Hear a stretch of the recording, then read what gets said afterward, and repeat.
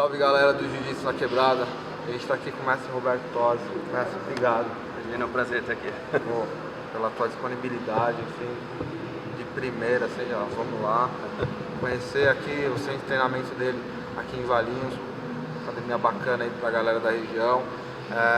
Oriundo lá de Campinas, né, mestre? Tem um trabalho lá também. Sim, na verdade a gente originou em Campinas, a gente está lá há 17 anos já, comecei lá na faixa marrom, dando aula ainda, então inclusive o treino mais forte ainda é devido ao tempo que o pessoal tem de treinamento lá, mas aqui acabou se tornando meio que quartel-general mesmo, porque pelo espaço ser mais amplo e para poder receber o pessoal das outras filiais, que temos bastante filiais no interior, que hoje nós somos a maior equipe do interior do estado de São Paulo. Tá? Acho que não tem nenhuma equipe com o volume de atletas que a gente tem no interior do estado de São Paulo. Legal. E hoje, um baita expoente no jiu-jitsu, como é que começou essa história? Tal? Teve alguma outra arte marcial envolvida aí também? Na verdade eu comecei treinando judô, acabei conquistando alguns títulos importantes, fui bicampeão paulista de judô, e na época um dos meus professores de judô, que é o Rodrigo Germano, ele me obrigou praticamente a treinar jiu-jitsu. Ele falou, você vai ficar pro próximo treino. Eu não sabia nem o que era jiu-jitsu, que era uma época, foi muito tempo atrás, eu não sabia nem o que era jiu-jitsu. Eu tinha 13 para 14 anos. Aí ele me obrigou a ficar pro próximo treino. Ele falou, não, vai melhorar o seu jiu-jitsu, vai melhorar o seu judô, vai ajudar nas competições. Aí eu comecei a treinar jiu-jitsu e na verdade acabou acontecendo uma troca natural, porque o jiu-jitsu na verdade ele me encantou. Os treinos de judô, por serem mais repetitivos, acabou a parte mais dinâmica do jiu-jitsu, tendo que trocar, trocar a posição toda hora, acabou me conquistando mais e eu acabei migrando mais pro lado e acabei deixando o judô de lado. Legal. Pô, dentro desse cenário aí do Gil, teve várias histórias aí, várias lutas épicas. O que o senhor diz, assim, enfim, tanto dos títulos quanto das lutas e tal, o que te vem a lembrança, assim, de algo que você fala, caramba, isso foi muito legal? Não, graças a Deus, eu agradeço a oportunidade de ter lutado todos os campeonatos e ter conquistado a maioria dos campeonatos que eu disputei. Assim, não ganhei todos, mas assim, o único título que eu não tenho foi de campeão mundial da CBJJ, eu já ganhei o mundial da CBJE, mas eu fui vice-campeão mundial da CBJJ e fiquei 6 vezes em terceiro, resumindo. Praticamente todos os meus anos de faixa preta eu subi no pódio do mundial. Ganhei 8 brasileiros, tá? E com um currículo assim, você acaba lutando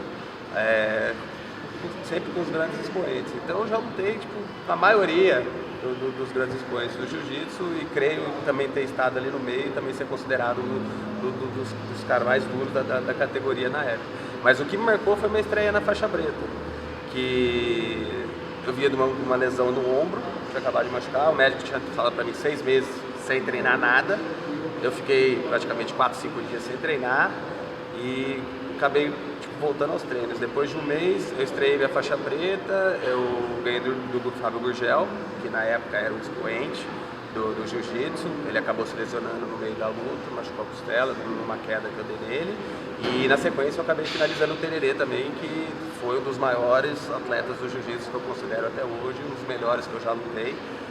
Apesar de ter muito menos peso do que eu, a capacidade de movimentação dele era muito grande. Então, pela estreia na faixa preta, pra mim, todo mundo desacreditava. Falava, pô, você chega na faixa preta, já chegou pegando bucho. Fala, pô, Fábio Gurgel na primeira luta, sequência Tererê. E, então, esse foi o maior destaque, que ficou bem marcado pra mim, foi exatamente isso, a minha estreia na faixa preta. Ganhei do Gurgel, acho que fui o primeiro paulista a ganhar do Gurgel. Se eu não me engano, só tem mais um que foi o Margarida, que acabou finalizando ele no Pan-Americano. E na sequência acabei finalizando o Tererê. Tá? No campeonato seguinte, o Tererê acabou me finalizando. Mas é isso aí, tivemos vários duelos. Mas o que realmente me marca, que ficou, foi a estreia na faixa preta, que acho que para todo mundo tem um sabor especial. Muito legal. Pô, é muita história, né? É muita história, eu fico até, lisonjeado aí, muito bacana mesmo. Gostaria que o senhor falasse a respeito da arte suave, quanto pro tatame fora dele. Tipo assim, ó, hoje em dia, o que acontece? Eu acho que o jiu-jitsu, ele meio que, entre aspas, se prostituiu com a história da competição. Hoje estamos formando muito campeões. O cara entra na academia, o que o professor quer? Fala assim, não, eu vou formar ele campeão e ele vai me botar na mídia. Eu acho o contrário, nós somos formadores de opinião. A gente tem que ensinar a arte marcial. Primeiro ele tem que aprender o jiu-jitsu. O que ele vai fazer com o jiu-jitsu para a vida dele, eu não sei. As coisas vão acontecendo naturalmente. Eu comecei judô com 5 anos. Meu pai não me colocou no judô e falou assim, não, você vai entrar no judô porque você vai ganhar o campeonato de jiu-jitsu lá na frente. Não, foi acontecendo naturalmente, isso aí vai acontecer. Mas as pessoas, diversos públicos procuram a nossa academia. Existem executivos, estudantes, crianças hiperativas que a mãe precisa fazer uma atividade que não aguenta ela em casa. Tá? E o problema é o seguinte, o pessoal hoje em dia só foca nas competições. Tá? Eu acho isso errado, eu acho que competição é muito importante.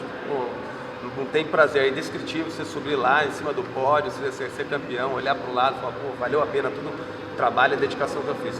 Mas o mais importante é a origem, a pessoa saber o que é arte marcial, da onde ela veio, para que ela serve, o que eu consigo fazer isso, tá? Ela conseguir melhorar a autoestima dela, resumindo, ela ter o que ela busca e não simplesmente saber fazer 3, 4 posições para ir lá e ser campeão no campeonato, que é o que acaba acontecendo. Então com isso a gente está tendo 2 problemas. Primeiro, que você está em uma criança, por exemplo, é uma coisa muito... Você vai pular etapas da formação da criança. Se você pega uma criança e especializa ela muito cedo, ela não vai ter coordenação para fazer outro tipo de esporte, qualquer coisa que venha. Ela é condicionada a fazer aquilo, então ela não aprendeu, ela não tem o recurso motor, ela não tem uma lateralidade bem desenvolvida. Então essa é a diferença. Então a gente tem que saber trabalhar de acordo com o objetivo e principalmente com a faixa etária da pessoa que procura a nossa academia. Então a gente tem que procurar deixar de visar muito o campeonato. O campeonato é importante? Sim, eu acho, gosto, competi minha vida inteira. Mas eu acho que tem que ser um subproduto do jiu-jitsu. Primeiro ele tem que aprender o jiu-jitsu. A filosofia, a arte marcial, respeito está se perdendo com o tempo. O cara entra na academia, o faixa preta, e já olha para o lado, já começa até a questionar a técnica que o professor passa. Não, aquilo ali, na minha época de judô isso aí era inviável. Se eu fizesse isso, eu já estou uma bambuzada na cabeça, lógico. O Shinai comia na cabeça, na minha cabeça já quebraram 5, mas tudo isso fez parte da formação. Mas eu aprendi o respeito. Hoje o pessoal acaba deixando um pouco de lado. Por quê? Porque alguns professores vão deixando meio solto isso e não tem aquela educação desde pequeno. Ele vai subindo no tatame, ó, isso aqui você tem que fazer assim, respeito, hierarquia, tudo. Ninguém trabalha direito isso, entendeu? Então essa é a minha preocupação, em trabalhar o jiu-jitsu na sua verdadeira forma. O que ele vai fazer com o jiu-jitsu dele, que ele aprender, pra frente, eu quero ser campeão mundial. Então, tá bom, então a conversa é diferente, mas primeiro vamos aprender o básico. Tá? Eu vivo falando com meus alunos, ninguém nasce e sai andando. A primeira coisa que a gente faz é virar de barriga para baixo, depois a gente vai achar o equilíbrio, depois a gente vai tentar ficar em pé, depois a gente vai andar e depois a gente vai correr. O pessoal vai sair correndo antes de aprender a ficar em pé. Esse é o problema do jiu-jitsu hoje em dia. Mas existem grandes mestres também que conseguem trabalhar isso, tá? E acaba colhendo os frutos lá na frente. Tá? Às vezes, campeão mundial, não é que ele foi lá e levantou o título lá, foi lá, conquistou. Às vezes o campeão mundial é aquela criança que entrou na sua academia, sem a mínima autoestima, hoje em dia ela é uma pessoa formada, um profissional competente dentro da área que ela escolheu, então não deixa de ter sido o campeão mundial. Então o jiu-jitsu serve como instrumento também, não só como o esporte, e sim como instrumento de vida, que ele vai pegar aquilo ali e vai levar para a vida inteira, tá? Com persistência, autoconfiança, então isso aí acaba dando uma boa formação para que ela direcione para o ramo que ela quiser na vida dela. Uma aula. Obrigado. Pô, bacana demais. Dentro disso, mestre, quais são suas referências que te trouxeram essa bagagem ou que te fizeram espelhar dentro disso? Pô, tal pessoa, enfim, dentro e fora também. A base veio do judô, tá? E com isso eu acabei trazendo a filosofia do judô para dentro do jiu-jitsu. E em termos de aula, como ministrar aula, como lidar com as pessoas, acho que eu convivi muito tempo com pessoas excelentes, tá? Mestre Roberto Godoy, em São Paulo, uma pessoa que sempre me apoiou e sempre fez eu acreditar no meu potencial. Tá? Como eu falei, eu cheguei em São Paulo, treinar, eu era um cara duro, tá? Mas eu nunca tinha tido o resultado que eu esperava ter. Então ele fez eu acreditar, e lógico, através do material humano que a gente estava conversando, que tinha na antiga Godoy Macaco, que foi acho que uma das academias, tipo, é épico, que o pessoal que treinou lá dentro, os treinos das 5 horas lá, tipo, era praticamente era muito mais forte que qualquer campeonato, tá? Então foi uma pessoa que fez eu acreditar no meu potencial e me deu instrumentos para que eu conseguisse atingir os meus objetivos. Tá? Então eu tive toda, tipo, graças a Deus sempre fui amparado por excelentes profissionais, tanto no judô quanto no jiu-jitsu. Tá? No judô eu vim a minha ascendência da família Germano, que é uma das mais tradicionais de Campinas. Tá? Até hoje nós temos um relacionamento bem estreito. Inclusive, eles que me obrigaram a começar a treinar jiu-jitsu, eu estou aqui hoje graças a eles. Mas, como eu falei, eu sempre trabalhei com excelentes profissionais. Então, profissionais capacitados, que conseguiram me direcionar no caminho certo. Aí o que acontece hoje, acaba acontecendo também, é a falta de fiscalização que tem com quem trabalha com o jiu-jitsu. Tá? Eu escuto muitas vezes, eu sou faixa azul, vou começar dando aula só para criança. É pior ainda. Tá? Eu acho que quem dá aula para criança tinha que ser mais especializado, como eu citei antes. Então, na minha opinião, teria que ter uma certa fiscalização para isso. Para quê? Para que forme-se excelentes profissionais que continuem trabalhando o jiu-jitsu da forma que que eu entenda que deve ser trabalhada. Tem gente que entende que só tem que formar campeão. Tendo também um posicionamento do trabalho, mas não é minha ideologia. Minha ideologia é oferecer o que a pessoa pretende. Tá? Então, como eu falei, se eu cheguei hoje aonde eu estou, foi devido ao apoio desses profissionais, tanto no judô quanto no jiu-jitsu. Tá? No judô, o Germano, e no jiu-jitsu, o Roberto Godoy, que foi uma pessoa que fez acreditar no potencial e deu todo o apoio para eu conseguir conquistar os meus objetivos. Bom, obrigado. A respeito, você teve uma caminhada bem extensa aí, teve uma história tanto de campeonato, enfim, como treinamento. Para quem hoje em dia está parado, está pensando em desistir, passou em algum momento na sua cabeça isso, desistir, parar? Não, jamais. Eu acho assim, a pessoa que pensa em desistir, eu acho que ela não deve nem começar. Entendeu? Porque eu acho que o objetivo é assim, se você começa a fazer, você tem que ir até o final. O que vai acontecer? Bom, eu passei por, tipo assim, meu primeiro objetivo no jiu-jitsu era ganhar uma luta no Rio de Janeiro. Que na época eu era muito dispareado. Então esse foi o primeiro objetivo que eu tracei. Foi ganhar uma luta no Rio de Janeiro. Fui lá, fui lutar, cheguei lá e falei assim, não, peraí, não é bem assim. Aí comecei a treinar, começou a ver os resultados. Quando eu voltava vice-campeão, eu falava, pô, tá errado. Tá? Então, mas eu acho o seguinte, eu acho que você tem que traçar micro-objetivos. Não adianta você falar assim, o que você quer ser? Não, eu quero ser campeão mundial. Eu falei, não, isso aí vai ser uma consequência. Degrau. Exatamente, eu vou aprender. Não, primeiro eu quero aprender o jiu-jitsu. Vou desenvolver o armlock, aprendi o armlock. Vou aprender bem o armlock, vou dar bem o armlock. Hoje eu aprendi bem o armlock. Adicionei isso. Então, devagarzinho. Tá? Então, se você pensar, lógico, você tem que ter o objetivo maior, mas ele não pode ser o único. Porque se você pensa numa coisa muito grande e acaba não chegando próximo disso, você acaba frustrando, que é isso que faz a pessoa desistir. Então você tem que ter um objetivo, porém você tem que ir plantando, alimentando esse objetivo, dia após dia. Então, é uma coisa que te ocupa tanto tempo que, na minha cabeça, não deixa nem você pensar em desistir. Porque você está todo dia ali querendo se aprimorar. Lógico, dificuldades existem. Qualquer área que você for trabalhar, não precisa nem ser jiu-jitsu, qualquer área que você for trabalhar.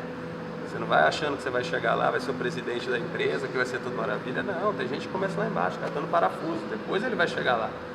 Entendeu? Se ele tiver um objetivo, tiver força de vontade, todo dia ali persistir, ele vai chegar.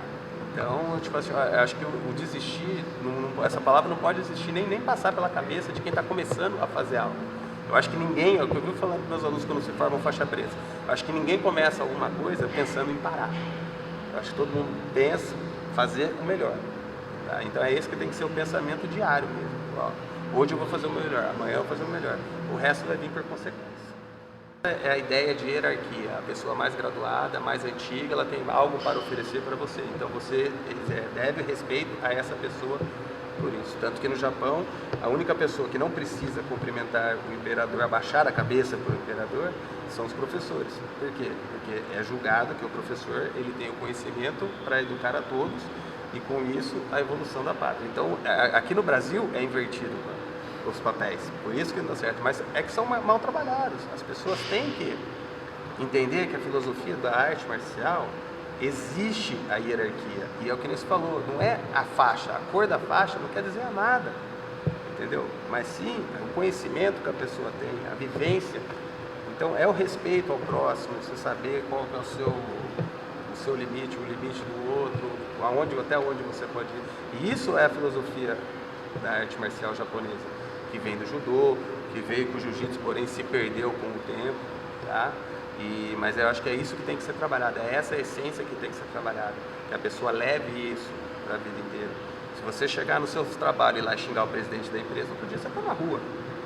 Como que você pode respeitar o presidente da empresa e na rua você não vai respeitar a senhora que está atravessando, você joga o carro em cima e ainda xinga ela? São proporções diferentes? O cara não é, é que tem consequências diferentes, infelizmente. Então é a cultura do povo que tem que ser trabalhada. E quem procura a arte marcial, a gente tem que procurar, na verdade é uma oportunidade que você tem de educá-la para, através da arte marcial, educá-la para a vida, entendeu? Então é um povo restrito que vem te procurar, lógico, não é muito, não é amplo, não é todo mundo, você não tem oportunidade de trabalhar todo mundo na rua, mas se você conseguir fazer bem feito com o pessoal, com seus alunos, com a sua comunidade, isso vai se estendendo, entendeu? E acaba trazendo mais alunos, mais que você consegue trabalhar mais. Então esse é o problema. A gente tem que trabalhar o jiu-jitsu na essência, não simplesmente como esporte. E isso que acaba modificando a vida das pessoas. Eu acho que respeito não faz mal para ninguém, você saber o limite, saber respeitar a pessoa, educação, no mínimo bom dia, ninguém é obrigado, todo mundo tem problema, a vida toda. Se não tivesse problema, era só ficar todo mundo em casa deitado, ir para a praia. Então todo mundo tem problema. Então você não pode transferir o seu problema para outra pessoa. E sim, fazer o melhor para que o convívio em comunidade seja o mais harmonioso possível. É isso que é o objetivo da arte marcial, que acaba se perdendo com o tempo pelo fato das competições. Mestre, obrigado, sem palavras aí. Obrigado por todo o conhecimento, obrigado por toda a bagagem aí.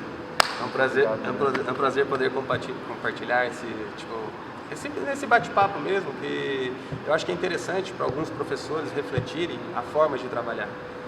Porque, como eu falei, principalmente o pai de uma criança que traz o aluno dele para a nossa escola, ele nos dá uma confiança enorme. Se nós não soubermos trabalhar essa criança, nós vamos acabar piorando, sim, no fato de uma vez que você mostrou para uma criança o lado errado, vamos dizer, que aquilo não é o correto, que ela vai ser doutrinada num ambiente sem respeito, que não, ela vai acabar migrando isso para a vida dela. Então a criança, ela é muito moldável. Se você moldar ela errado, vai sofrer sérias consequências. Então, principalmente, o trabalho com criança tem que ser muito bem feito, porque as crianças, além de ser o futuro do esporte, o futuro da nação, tá?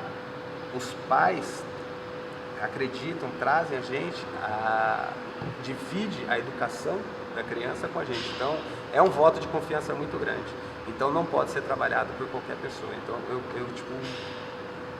fico feliz de ter essa oportunidade de poder tá expondo as minhas ideias por esse fato. Para as crianças, os professores refletirem e falar assim, não, realmente esse é um trabalho que tem que ser bem feito, para que não seja mal feito e lá na frente colher maus frutos, que é o que acaba acontecendo, que a gente estava conversando sobre a sociedade, um querer tirar proveito do outro. Acho que dá para todo mundo conviver em harmonia e principalmente se ela for bem orientada, tá? Com certeza o futuro vai ser melhor. E se ela procurou, os pais procurou arte marcial, significa que a gente tem que ter uma oportunidade de ajudar nessa orientação, que é o que o pai espera quando traz a criança para treinar. Não simplesmente ela vem fazer uma atividade física. Obrigado. Rapaziada, Jiu-Jitsu na Quebrada, Mestre Roberto Rosa, obrigado.